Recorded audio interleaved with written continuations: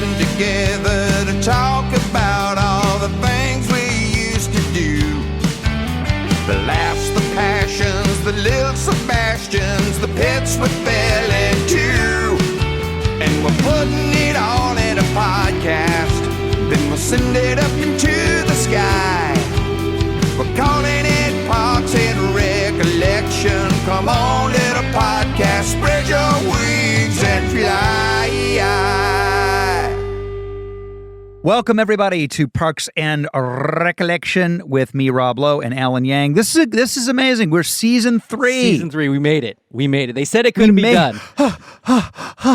We made it. Season 3 of Parks and Recreation. This episode is called Go Big or Go Home. And not only is it season 3 premiere episode this week, but we have one of our favorite guests back, Mr. Dean Holland, who directed the episode. Hi, Dean. Welcome. Hi. What up, Dean?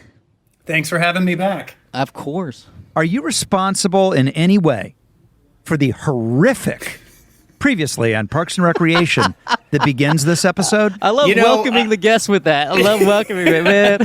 I wouldn't take responsibility for it, but it was a request from the network, and they made us do it. I think the actual president of the network is the guy doing the voiceover. Really, it's the voice. I think so. I think there was even time where Mike and I were like, well, let them fucking cut it.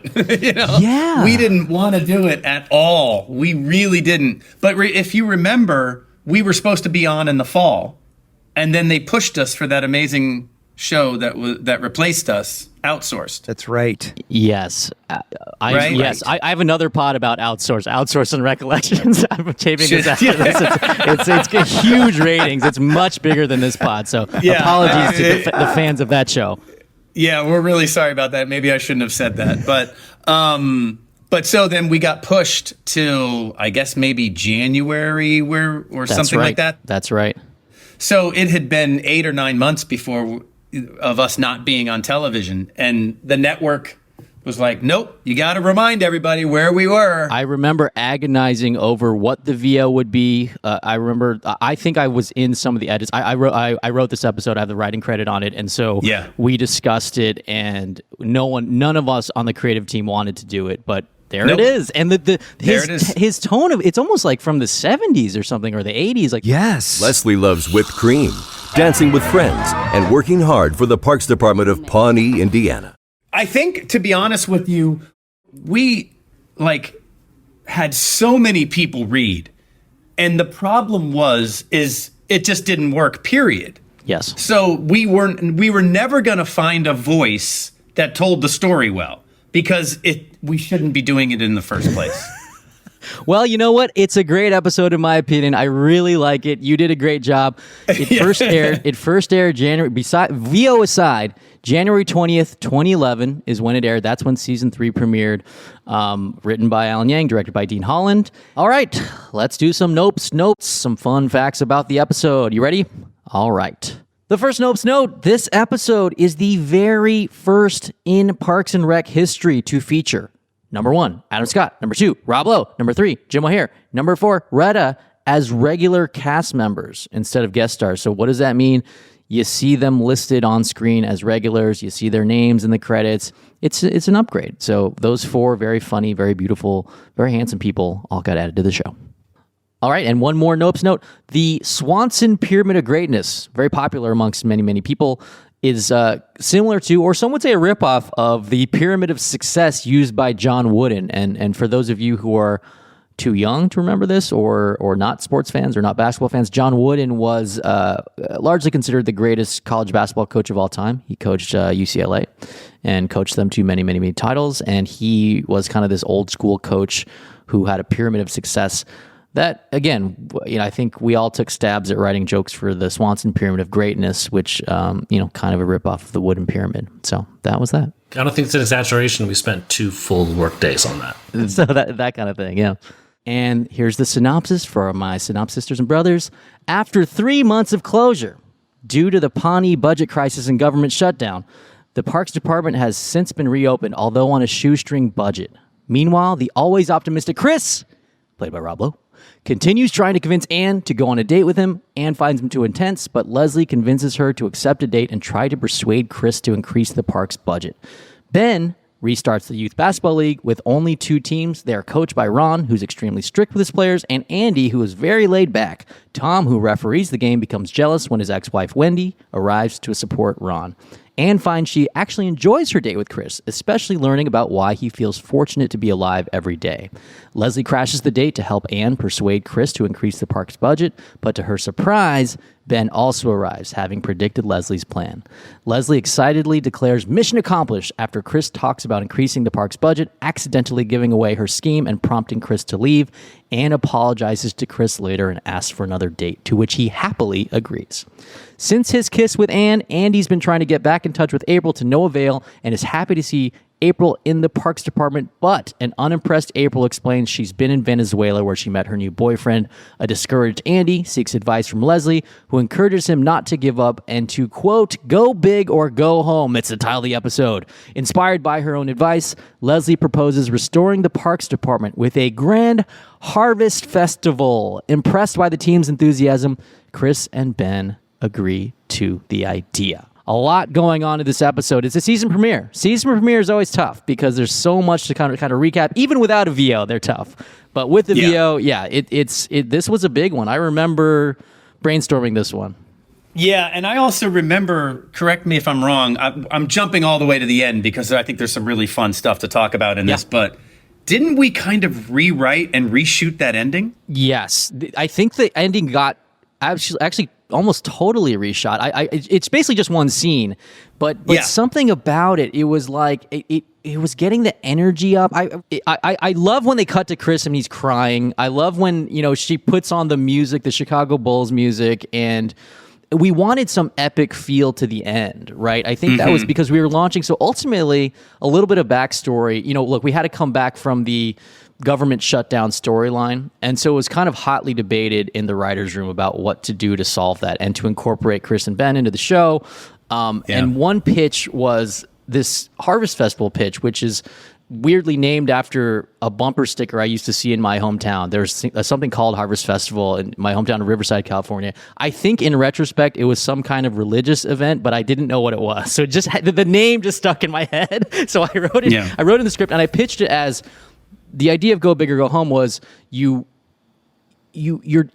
down in terms of money, but if you throw a big thing, you could raise money. And so the objection from the logic police, the people in the writer's room who want to adhere to the rules of logic, was like, well, you wouldn't spend more money if you're already in the hole. But to me, the greater idea was this show is about optimism, this show is about government succeeding, and this show is about a can-do spirit. And the idea that Leslie wants to bring back this tradition and really swing for the fences. And if the Harvest Festival works, it will raise money. And that's ultimately what the idea we ended up going with. And so this launches essentially a 7-episode arc, right? So that's why that ending needed to be really sort of grand and meaningful. And it was. And I think there was also a lot of eyes on it. There was a lot of critiquing of it from the network and stuff like that. And obviously with that wonderful opening, previously on, they kind of really got their hands on it. But in the end, I think we came out with the better ending. Yes. It was. I love that ending. Getting to do that reshoot really was great. And it sort of springs you into the arc, right? It springs you into, okay, Chris and Ben are integrating themselves into the show. There's clearly something going on with Chris and Anne. There's something brewing with Leslie and Ben. And ultimately, those story arcs really paid off for us. But there's a lot of just fun shit in the episode, too. Like, I love the basketball stuff, right? It was like that. I remember. Don't you remember? I think I came to you and I was like, all I want to do is to see Nick walking through with balls going like this in his foreground. He would never ever even. His guys are trained so well that they wouldn't hit him, And then there's that transition between Ron's team, and then you pan over and see Andy's team, and it's pure chaos. Yeah, and of course he's wearing the red sweater, kind of a Bobby Knight homage, and throws the chair. Yep. Of course, which we shot exactly the way it is in the video. YouTube clip. And I'm a huge basketball fan, so this was really fun for me. We did the whole Ron Swanson pyramid of greatness. If you freeze frame it, you can see all the little jokes on it. I would say you could do an entire podcast just on the Pyramid of Greatness. I feel like right? we wasted weeks of writing time on that. Don't you? It kept getting better and better. Don't you remember? I remember the last stint of like working on the Pyramid of Greatness. I think you, Mike, me, Morgan, and maybe someone else was in Mike's office, and we added like 3 more lines to it. The pyramid just kept getting bigger and bigger and bigger. I noticed one, like I remember, I think I pitched this one. I hesitate to even say, but he's like, you know, you basically you never eat fish. Fish meat is basically a vegetable. There's one I love which says in the background, you can't even see it. It says, you know, usually it's like honor, strength, courage, all this stuff. One of the boxes just says old wooden sailing ships. They're beautiful. It's like that's on the pyramid.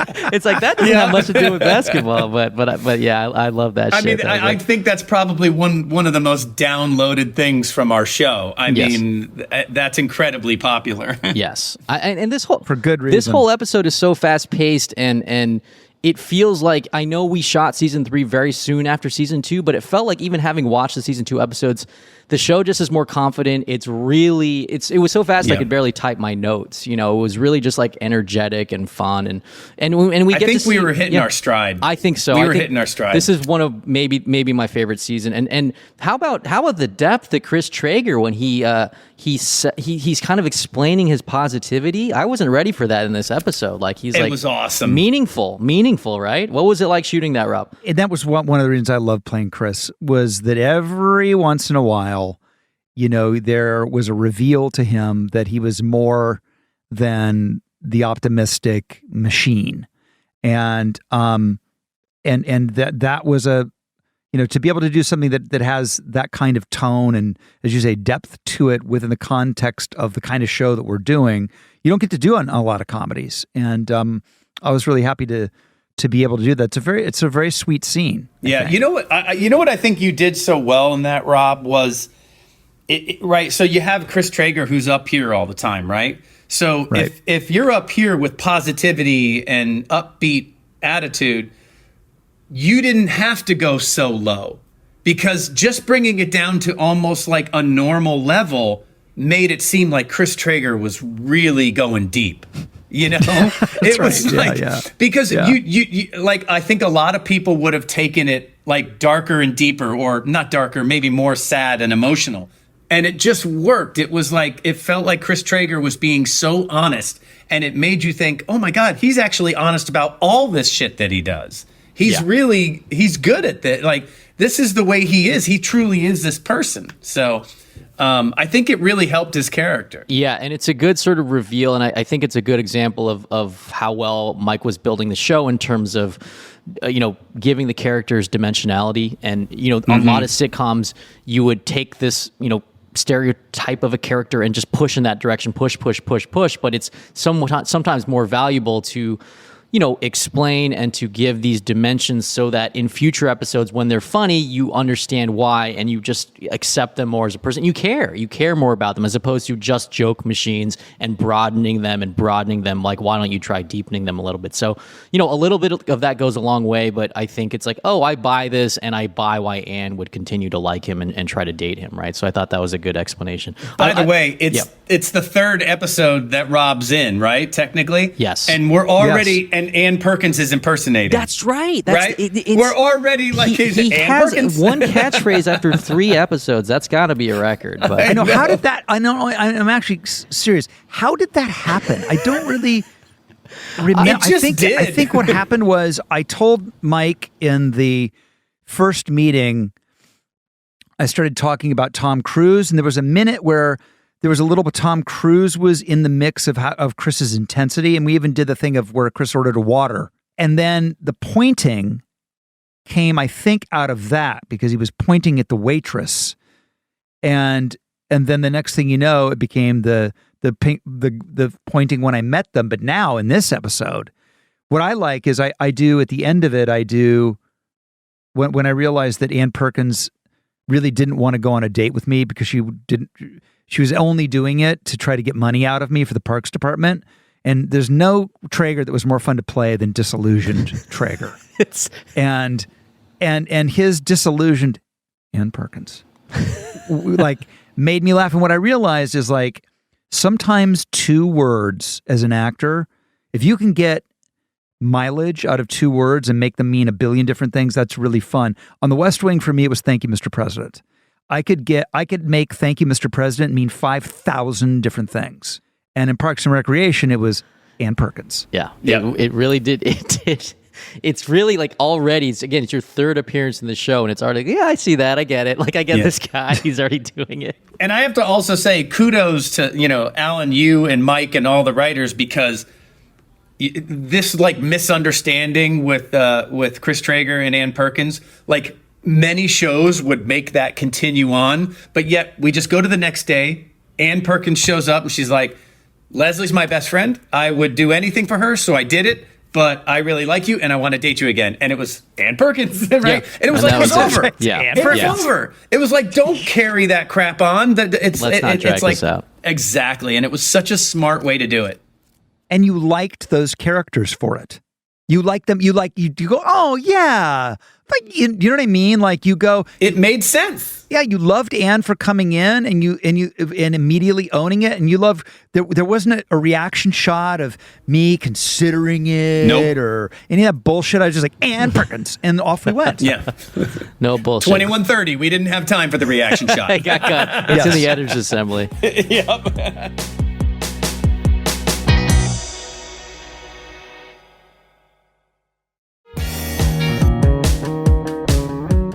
Dean, let's talk about the Chris Traeger tears, because you and I had so much fun with that. Oh my God! Right. So at the end of the show, and it's the ending that we've been talking about. It's this wonderful ending. It's to Vangelis's Chariots of Fire, if I'm not mistaken. Yep. And Amy has this amazingly wonderful West Wingian speech, and you cut to Ben, who's not really buying it. He's kind of like, I don't know. And then you swish pan to Chris and I weeping. And it made me laugh out loud watching it again. And I just remember, Dean, you and I having so many conversations, because I think in the script it said, Ben doesn't, it literally said, Alan, you wrote it, I think it said, Ben is nonplussed, Chris is misty-eyed. Yeah. But there was never, it wasn't like tears streamed down Traeger's face. And that's what we wanted. We're like, we started talking about what level of tears and everything like that. And I think both you and I agreed right away that you should just be bawling. and it worked, But also, I think we also cut it, we cut it in a good way, because you disappear for 15 seconds of her speech, and it allows us to earn that cry. And that's the thing about just the nuts and bolts of editing. There are other iterations of an edit of that scene where that joke does not land at all. Yeah, there's that's the mystery of editing sometimes, and Dean knows this better than anyone. It's like sometimes you think it's like 10 seconds is too short, 20 seconds is too long. You come for some reason when you watch it, that length of time, for some reason the alchemy works, and you're laughing. And I don't know, I definitely laughed when seeing it this time. Yeah, it's always all about feel, right? Like that's why you put it out there, you cut it, and then watch it, and does it feel right? If it doesn't feel right, you try another way, and you just keep going until you watch it and go, there it is. Now it feels right. It's trial and error. One thing I always realize that this was only my third episode. This was the episode where I think I really got plugged into who Chris was. And it was a couple things. It was the tears, because we did no tears, where I was just like, emotional. We did a little bit of tears. And then we did what is in the show, which is literally, it's like a waterworks festival. And what I learned is, and we continued through my whole run of the show, varying levels of Traeger, like you were talking about Ron Swanson, and invariably, no matter how hard we tried, it was always the biggest version. Well, right, Chris Traeger is always all in. Yeah. Right? Whatever his emotion is, he gives it 100%, And I think, look at even just your first talking head in Master Plan is that, scientists say that, a human being will live to 150 years. And I believe I am that human being. I believe I am that human being. I believe I am, and written by Alan Yang. The other thing is, I remember in the scene in this where we go to the bar, Chris doesn't know it's a gay bar. Right, Dean? You're laughing. I'm already laughing. And And I'm dancing. I go, this is outstanding. Yeah. And the bigger I got with outstanding, the more Amy, it got to the point where we were cracking each other up by how broad I could be and still have it work. It's actually a really fun scene in the bar, and when you go over, like the guy asks you out, tries to buy you a drink, and you go over and like, I'd like to buy all you guys drinks. It's like it's like whatever I know we talked about character damaging moments in another episode. Whatever the opposite of character damaging is, that is what that was. Like, oh, you really like this guy? This is the nicest guy in the world. He just bought a bunch of other guys drinks. Like it was so funny, man. I mean, For being so welcoming. Yes, really, yeah, for being so welcoming, man. It's a pretty great Traeger episode, and you know it is. You know, again, I want to compliment Dean on the beginning too. I love the beginning. It's kind of a montage of building the team. It's kind of like a heist movie, right? It's like, and wasn't it great? We kind of conceived of it that way, which exactly. It's the Sting. It's Ocean's 11, and it's like you see everyone working at these other jobs. That was really fun to write too, right? It's like, oh, and it was a blast to shoot. You know, I loved it. Was so fun to put all of our characters in different worlds that we've seen them in for 2 seasons, you know? And obviously it was so great to see this masterpiece that Jerry is painting, and she just hucks it in the water. You won't need this anymore, Jerry. I still wonder if those are still in the water. I have a lot of photos from this episode because obviously I was on set, and there's a hilarious photo of Jim just beatifically painting this thing. You know, it's like I think I posted it on Instagram. Somebody's like, you don't want to know what's, or on Facebook maybe at the time, like you don't want to know what's about to happen to this painting. But yeah, before the episode came out. And then I loved putting all of them in the car with the Z's between Retta and Jim, and just crushing him. Yes. And the whole point was like, I just want to see this of the Z's. It's exactly what she's like. I called shotgun. It's like, what are you guys doing, man? What are you guys doing? This episode also has what I think is one of the first Ben, good lord, a lot of catchphrases. I love the contrast between Chris and Ben in that story, right? Because you guys both do such a great job. You know, like I think, like we were saying, it's fun when Chris is able to be, like you said, on the broader side, but still be likable. And Adam is just doing such... I really respected what he did in this episode because he's so dry. He's so subtle and so real, but it somehow fits in with the cast. It's like you need that energy. I always feel like I talk about sort of balance and chemistry in casts and writing the characters to a show, and it's great when you brought 2 guys in and one's really high energy and positive and the other guy's really dry and sort of not sarcastic, but you know, the realist, right? And his scenes with Leslie are good, right? It's like he also did a great job at doing that, but giving us a little hint that, you know, he's going to loosen his tie a little bit. Yes. Right? Even just at the very end when he says, okay, and Leslie tosses the pumpkin or he tosses it back. You get it. It's like that becomes this connection between the two of them. And it's great. And there's just a little bit of piecemeal backstory, not just about Chris, because he talks about why he's so positive, but about Ben explaining a little bit more about his backstory, where he reads that, you know, the headline, right? Icetown costs Ice Clown his town crown is the headline of it. It's amazing. It's like, they loved puns in my hometown. But this is Icetown, a shout out for me was the name of an ice rink in my hometown. So that was why this guy named it Icetown. And it was like just a weird nod to a random ass ice skating rink. But yeah, it was, you know, he does such a great job. It's just beginning for Adam on the show. But Greg, you got a question. I see you raising your hand. Yeah. Well, something that we talked about in a previous episode, Dean, is just that you can't fake chemistry between actors, right? You can write absolutely as best as you can, but seeing 2 people shooting a scene together. So when we talked about the hunting trip episode with April and Andy, that chemistry that Aubrey and Chris had was palpable, that we then wrote towards that. And you were just talking about Adam Scott and Polar. You can't fake that chemistry. Like, they instantaneously had something in maybe 2 or 3 moments together in this episode. I'm curious if you could talk about being on set with them and seeing that happen. Well, I think I feel like there's a history there anyway, and a mutual respect of what each of them do as actors, you know? So to have them both come on board and be able to play those moments, it was in the cards. It was going to happen no matter what. But I think I truly believe that comedic actors are the actors who can play anything. right? It's very difficult to get a dramatic actor, a really great dramatic actor, to come in and be funny. But you can get a comedic actor who's absolutely hysterical, and they can go turn around and play a dramatic role, and they crush it, because comedy requires all those emotions, right? So you can have literally a look from Adam and a look from Amy, and it tells you their future, and they know how to do that.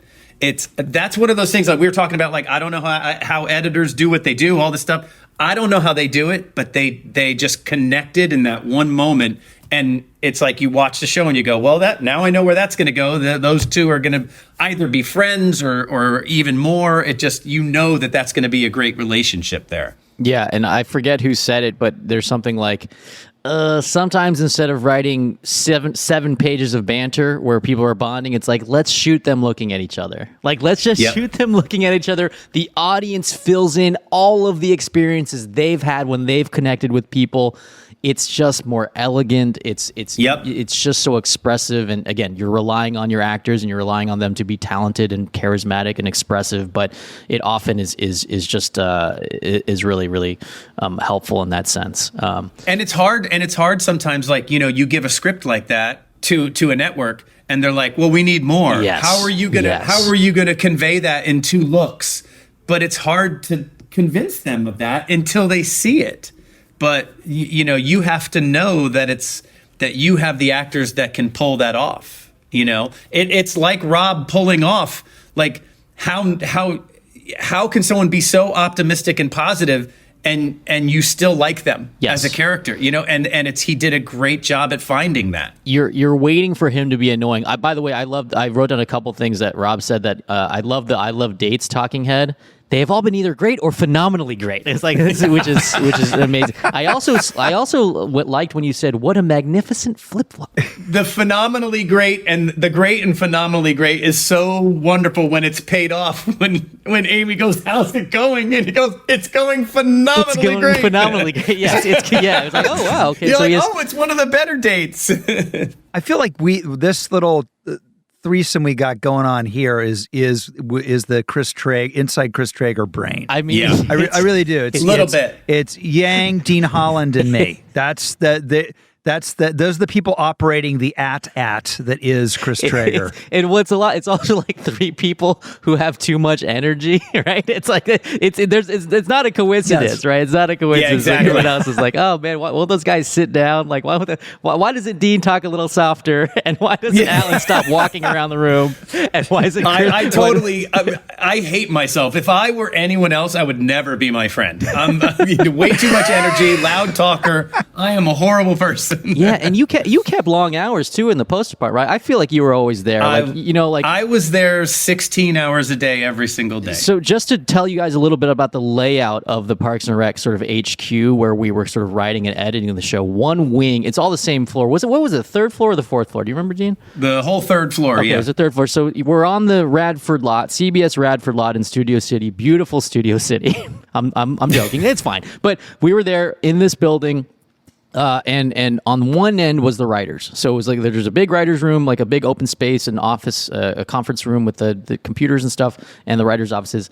And then you'd go down the hallway, and in the middle was the kind of bathroom area, and then on the other end was post. So that was where Dean was the king, and all the editors, assistant editors, all the edit bays, and Mike would go production back and forth. too. Morgan was there. Yes. It was like production and post. Yeah. Yeah. So production. So our line producer, our accountants were in there, right, too. And so that was the kind of layout of it. And so occasionally, as a writer, you'd be able to go in and look at your episode and work with Dean and the editors, and then work on a cut with them, and that was fun because it was all centralized, right? It was all centralized, and that allowed Mike to go back and forth and edit as well as write. So I would always barge into the editing room.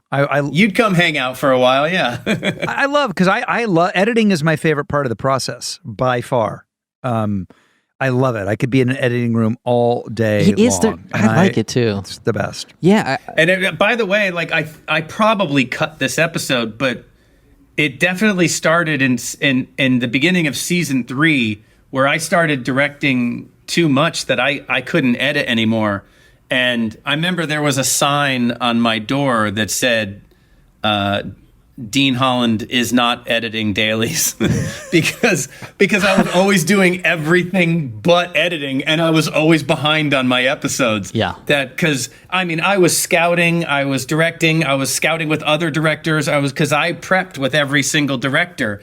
And so that's why, come 8 o'clock at night, that's when I'd go, all right, now I need to start editing. And it just it started to be too much. And so that we had to hire another editor to replace me. Yes, that makes sense. And that's the reason I brought up him being there late is because when the writers were there late, I felt like sometimes I'd walk down to the other end and Dean would be there and we'd chat or whatever, or we'd play video games and waste our time, right? There was a little bit of that. I'm not going to lie. But yeah, that certainly was a big part of the show in terms of, that whole brain trust on the post department end. Yeah, Call of Duty. Greg Levine says Call of Duty. Yeah, it was a Call of Duty happening. Mike would come down. I think Mike, when he needed a break from the writer's room, he'd come down to the edit room and he'd be like, come on, Dean, let's edit. And both Mike and I would sit on the couch and the desk and the editor would edit. And we would accomplish one good thing. And Mike would be like, well, that's a good edit, right? We should probably play Call of Duty now. And while we were editing, do you remember the noise if you took your mouse and scrolled it over the things that would go? Yeah. Yeah. And he would just do that all the time when we were editing. And we're like, so do you want to play, Mike? Yeah. And the production team hated us because we screamed and Very yelled. annoying. Oh, it was so bad. Now we were I feel so bad. annoying. Now I feel bad. I know. These idiots playing. Well, come on, man, we're gonna go home. It's like, we got the show done. Then we would have this bullpen out in that area with all the offices around it, and Mike and I and more, we would just throw a football over everyone's we did heads. Oh man, there was a lot of that. Oh, we were too, so bad. Of just it was just like when you're kind of grinding like that and trying to finish the show, it's like anything to keep you sane. You gotta have these breaks. Anything to keep you sane. And then Rob would come up and be like, I just got off a boat in Sardinia and I was like on vacation. And just being like, yeah, okay, you got a good life, man. You got a good life. Yeah. I remember those visits. I like that life. Yeah, I remember those visits. Oh, Dean, I wanted to ask you one thing if you remember this about the episode.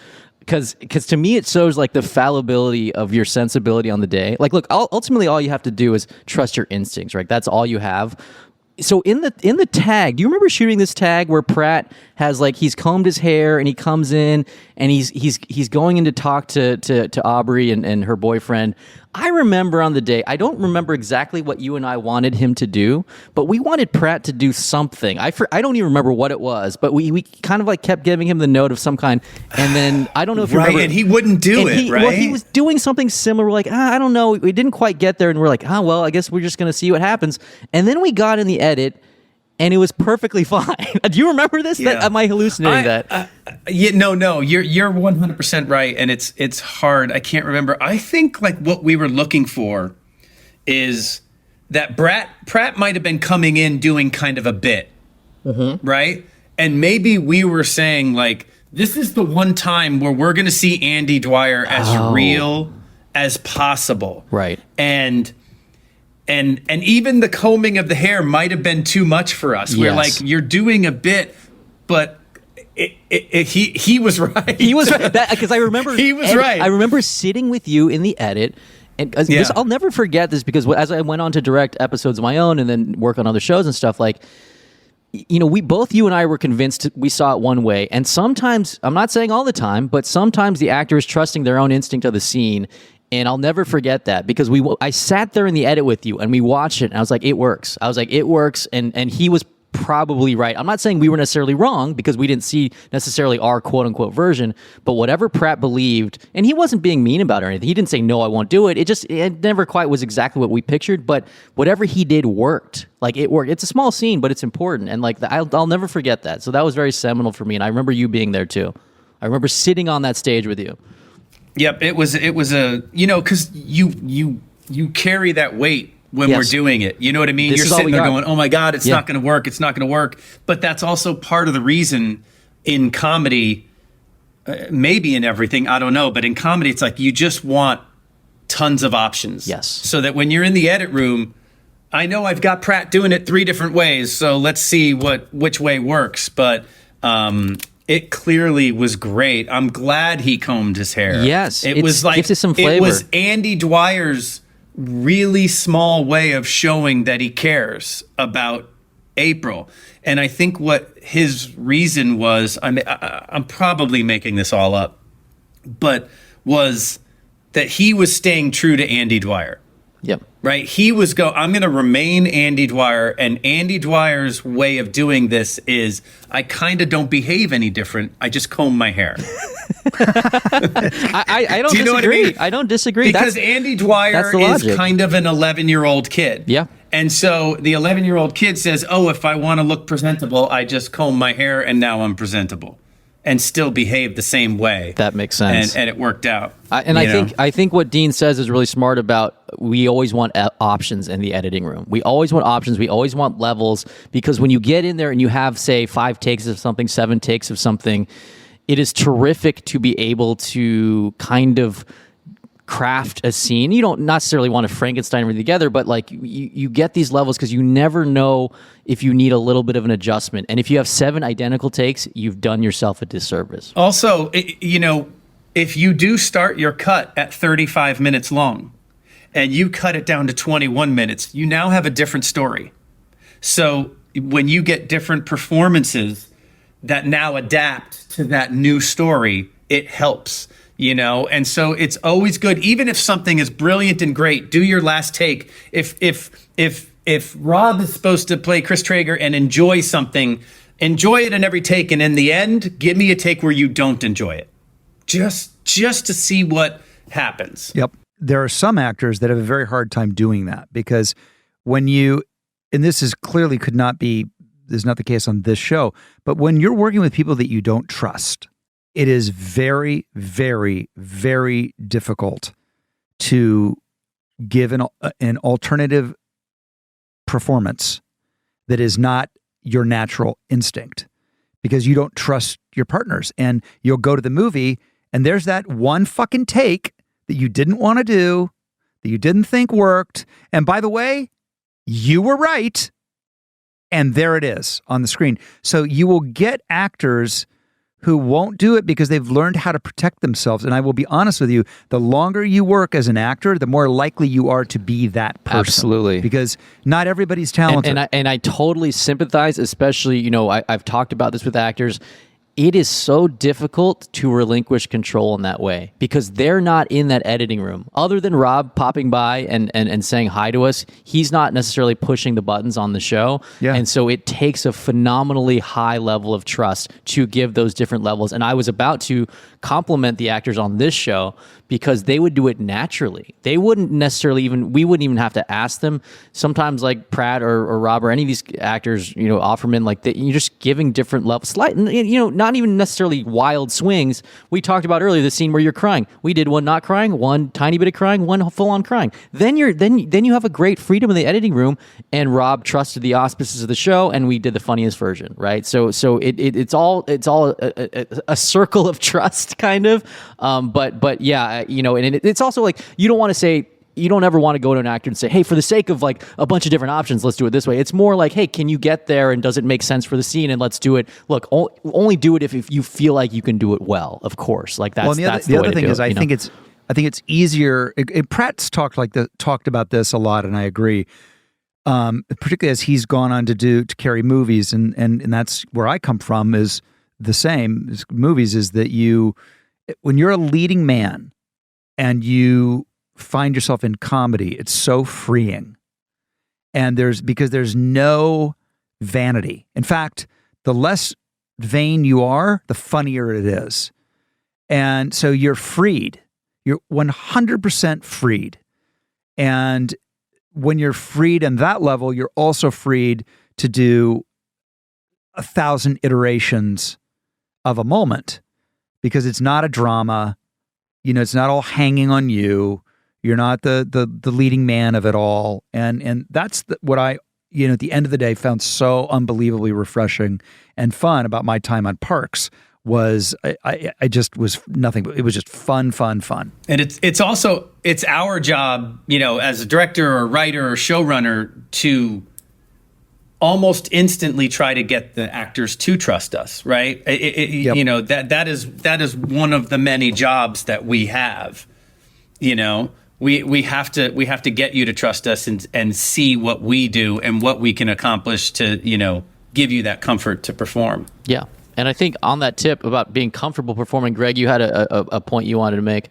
I always said there are two great reasons to visit the Parks and Rec set, and I think people would be interested. My own personal one was I liked going to Crafty.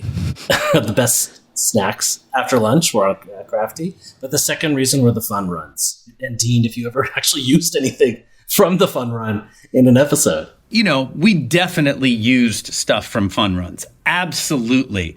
Not always, but we definitely used them. I mean, it'd be the kind of thing where it's a scene where I'm in the whole scene. But in the fun run, maybe I decide to leave the scene. Literally just leave. and then come back with, it literally was sky the limit. And I think, Pratt in particular always went sort of apeshit in the fun runs. Don't you think? Morgan and I would be upstairs and we would get a call and it would be Pratt's trying to jump over something. And we'd have to run downstairs because we're like, Pratt, you have to stop doing stunts. There is no stunt person here. You can't be on rollerblades and jump over the counter. Right. You're going to get hurt. And there was no stopping him. He would do anything. Yeah. Dean, do you remember the time you asked me to jump up? Well, I think I might have suggested it. It was we were doing this like Chris Traeger athletic stuff in the office. And I was like, I had been training where I was doing a lot of standing box jumps at the time. And somehow I thought I could jump from a standing position up onto the top of my desk. Do you remember this? Which would have been fun and funny. Well, I ate shit. I didn't make it and did such a head plant, and all my Chris Traeger vitamins went flying everywhere.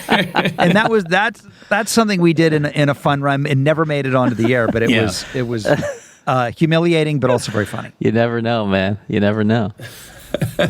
Okay, we have an oops moment in our episode. It's specifically when Leslie and the Parks Department pitched their plan for the Harvest Festival to Chris and Ben. So they're all together holding the banner from the old Harvest Festival. It's standing behind Leslie. And once the proposal gets approved, they celebrate, and you see that Jerry is now the only one holding the banner. But immediately after that, Ben throws the pumpkin he's holding to Leslie, and you see Leslie catch it, and behind her, everyone is holding the banner. Report it to IMDb. Get your internet points. One of those moments, guys. This kind of thing happens in editing sometimes. So a couple things, just behind the scenes information. The person whose job it is to identify this kind of stuff is the script supervisor, who's in charge of continuity. And so that's a person who sits watching the monitors with you and says, oh my God, Leslie used her left hand to drink that coffee, and this time she's using her right hand. And that shit won't cut together because it'll jump from hand to hand, and you will notice generally. So we loved our script supervisor in Parks and Rec. Her name is Valeria Collins. She has an insane resume. She's done the Fast and Furious movies. She's done a bunch of Paul Thomas Anderson movies. She did Punch Drunk Love, I believe. Anyway, fascinating person to talk to. I always try to hire her on every show. Love Valeria. So that's one way it can fuck up if there's actual, but in this case, I believe it's more of an idea of we stitch together takes from different takes, and in the edit, when you're editing the show, so in this case, it might be that it was out of order or something like that, so we're jumping back and forth in time, but you sometimes come up against a dilemma in the editing room where you have something you really want to get across, you have a joke you really want to use, you have a story point you really want to hit in a certain order. But if you do that, there will be a continuity error. And so as the director or showrunner or boss or whatever, you often have to make the decision. And in this case, clearly Mike decided it was worth it because he knows that the banner's in the wrong place when we go back to Ben throwing the pumpkin. But, you take the hit. And then 10 years later, Greg points out that you made a mistake. You're welcome. And guys, this is a big episode, and I know we've recently been picking our MVP, most valuable Pawneean, and I think we can all agree that our MVP for this episode is none other than Ron Swanson and his Pyramid of Greatness. Yes. Anytime you can produce a prop that gets sold in the NBC Universal store, I'm serious, you can go buy it right now.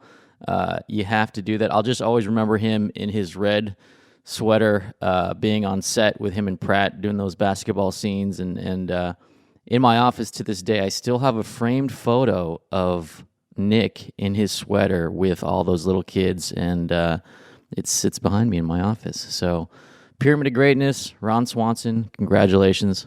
Buy it now in the NBC Universal Store.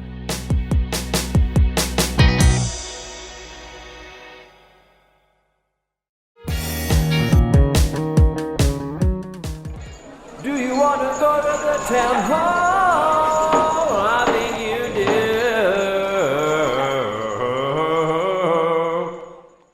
What do you say we take a trip to the town hall? What do you think, Rob? I think we should. I think you should choose where we're going to town hall this one up, though. Well, you know what? I really enjoyed the Chris and Ben and Leslie and Ann scenes at the Bulge. Let's do it at the Bulge. We're doing it. That's what is it? That's outstanding. That's outstanding. That's outstanding. So we're going to take this question from Jessica from LA, and the question is, if you could work for any park in the world, what would be the park, and what would you do? Central Park would be great. I mean, let's face it, it's the best park in the world. Petco Park, I could work for the San Diego Padres. That is thinking outside the bun. Rob. I love Petco Right? Park. I'm going to think outside the bun even more. Disneyland. Disneyland Park, man. Disneyland, motherfuckers.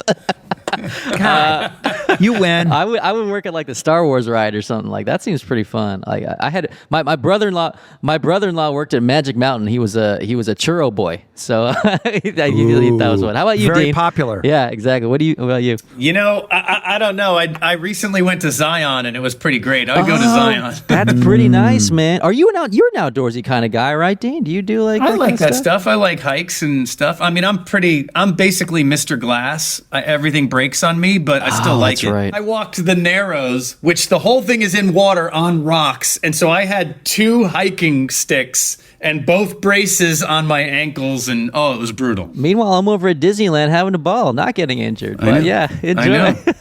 I know. By the way- I should take yours. The notion of the phrase, he was the churro man. He's a churro boy, man. Yeah. The churro boy at Magic Mountain feels like there's a billion amazing jokes around that phrase. He's had a lot of jobs. He was a valet parker. Yeah, he's in a lot of stuff. But yeah, great band name. Someone says in the chat. It is, isn't it? Yeah. So I think that's all we got for the town hall. Let's take our leave from the Bulge. Had a great time. Thank you for being so welcoming at the Bulge. I think we're wrapping it up. Yeah. You know what? Remember behind the scenes, we had a little happy birthday to me at the Bulge. Do you remember that? Oh, Dean's least favorite thing, right? You hate your birthday, so we did a birthday song, I right? hate my birthday. I hate any attention on me, and you guys got 150 extras to sing happy birthday to At me. the Bulge. Or We got really, video. it was Morgan, but we have got video. of it. We got video of Dean celebrating his birthday at the Bulge like he always dreamed. So Well, I think there's only one way to sign off this podcast. Happy birthday to Dean. Let's get all our listeners to sing a song. Happy birthday Yes, to that's what we get. Dean. There it is. Wish Dean a We happy love it. birthday if you see him on the street. Yeah. Oh, thanks everybody. This was a fun get together as always. Next week, another very, very funny episode. We've got some good stuff coming up for you. So, and by the way, you're in this with us. So download our whole seasons here. That's what we need. And don't forget to go to Apple and give us a good rating. Rate and review 5 stars. Thank you to Dean Holland, and thank you to producers Schulte and Greg. Bye for Pawnee.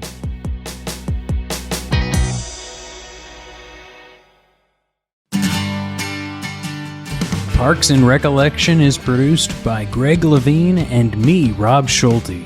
Our coordinating producer is Lisa Berm. The podcast is executive produced by Alan Yang for Alan Yang Productions, Rob Lowe for Low Profile, Jeff Ross, Adam Sachs, and Joanna Solitaroff at Team Coco, and Colin Anderson at Stitcher. Gina Batista, Paula Davis, and Britt Kahn are our talent bookers. The theme song is by Mouse Rat, aka Mark Rivers, with additional tracks composed by John Danik.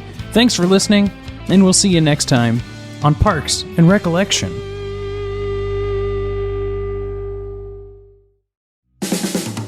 This has been a Team Coco production in association with Stitcher.